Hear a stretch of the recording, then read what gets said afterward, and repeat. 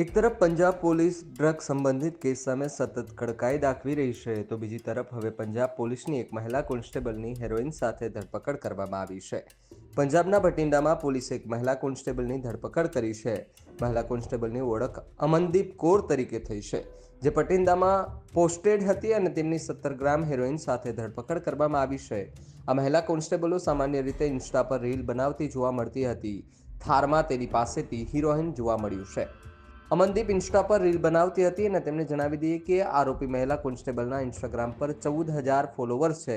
તેણે Insta queen તરીકે પણ ઓળખ આપવામાં આવે છે. તે જ સમયે હેરોઇન દાણાચોરીના કેસમાં પકડાયા બાદ એસએસપીએ તાત્કાલિક મહિલા કોન્સ્ટેબલને નોકરીમાંથી કાઢી મૂકી છે.